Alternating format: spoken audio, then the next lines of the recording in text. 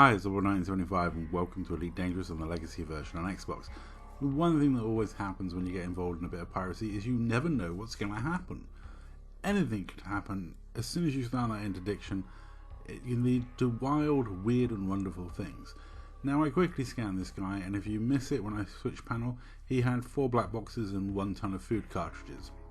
So I knew he was doing mission for the black boxes, and I'm not meaning to be unkind, so I asked him for the 1 ton of food cartridges. Because, you know, I have children to feed. Admittedly, I abandoned them on a desolate moon somewhere, and I can't even quite remember where that is. Well, I've checked my ship's logs, but I stop by and drop food occasionally for them. Meat.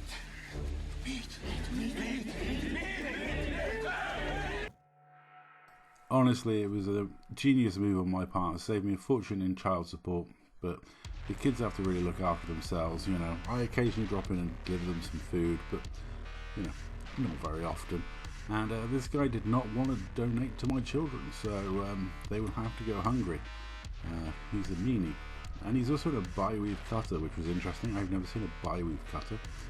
And certainly when he started firing on me, I wasn't too confident, because it is a cutter after all. It's got a large amount of weapons.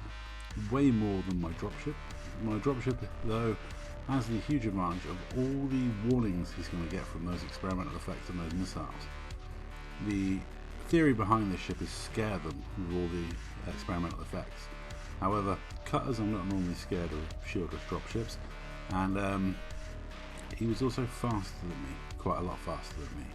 So all in all, I was like, how is this going to break down? What's going to happen? You know, how do I cope with this situation? I was surprised when I saw him come back round. I thought I'd go for another hatchbreaker, and then he started hatchbreakering me. So that was pretty rude. Trying to get rid of my limpets, maybe, I don't know. But you can see that I'm slightly overheating, using silent running, and yeah, I wasn't particularly confident in this fight because, like I said, this ship's not really designed for prolonged attacks against cutters. It's pretty much designed to scare a few traders into giving me some cargo. Very good against tank 9s, that sort of thing. The fixed missiles are great on things the size of a football pitch that are slow moving. A little less so on a cutter, but it is still big, so it's not that difficult to hit. But this guy obviously has more firepower than me. He's got more shields than me, even though he is using a bi-weave on a cutter, which is kind of an abomination. And all in all, I think he was feeling quite confident, but things can change very quickly in Elite Dangerous, and all it takes is a little push and suddenly things can look a lot different.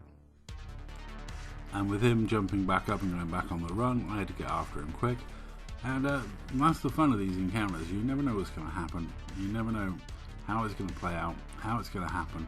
You just kind of go with it and have fun. Now, he seemed to be not liking the police also dropping in. I mean, that may be why he was not sticking around. But I had the problem now, they were mass locking me, so I had to get out of that. And yeah, I had to get after this great big cutter and see if I could interdict it again.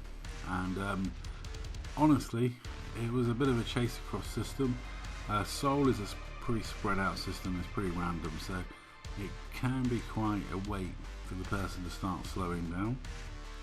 I did check my limpets because I was a bit concerned that I'd lost more than I'd want to with the hatchbreaker that he fired at me, and I decided to take advantage of the synths and the heat sinks because the silent running is really helpful in this ship. It hasn't got any shields, so I have to use whatever dirty tactics I can to keep myself alive in this thing. And yeah, these sort of chases across systems can be a mite long-winded. And this time I interdicted him, I got nothing but air, so that only made me more determined. Once the chase is on, I'm really up for it.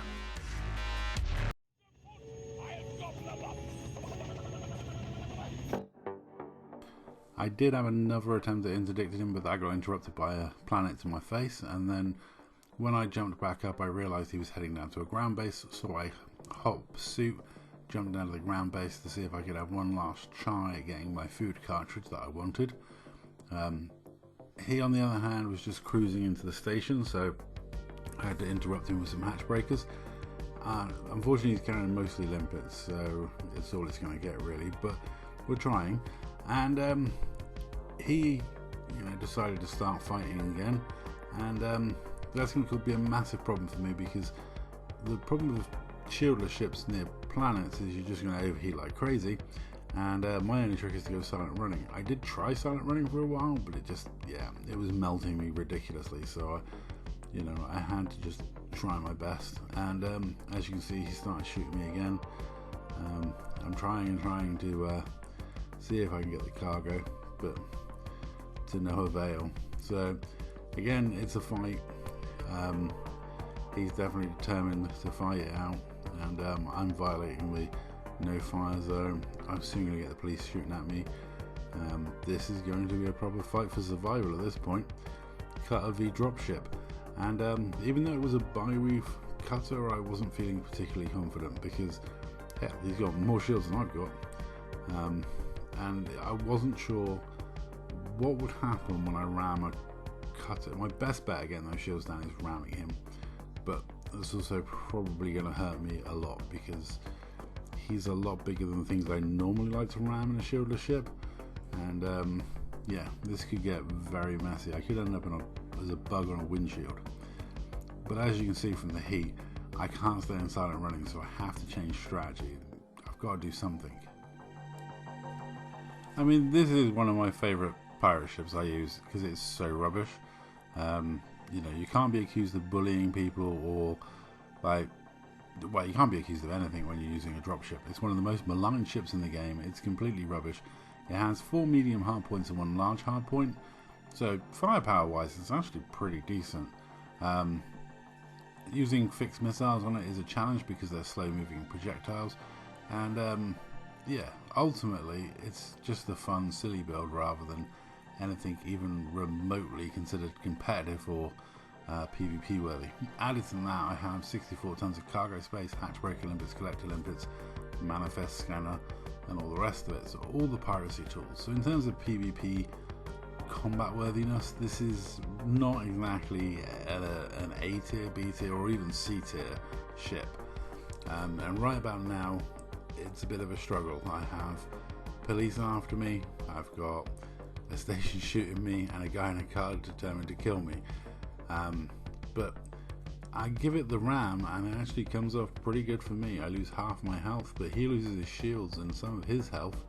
And now things are looking a little bit drastically bad for the cutter pilot. He's probably regretting that decision to not give me that ton of cargo about now. But I've got to say, I have to respect this guy. I did make the offer of giving him a rebuy and compensation. He did die crashing into the planet, which was a bit harsh, and I just about managed to escape with the police hot-footing it after me. And I did offer him, under my pirate compensation scheme, if you die while I'm pirating you, I will offer you the compensation of the rebuy. It's an old thing that I do, but I kind of have to respect it. Sometimes you just have to, respect the trader that will just simply say no. Put your hands up. No. What? I said no. Why not? I don't want to. But I've got a gun. I don't care.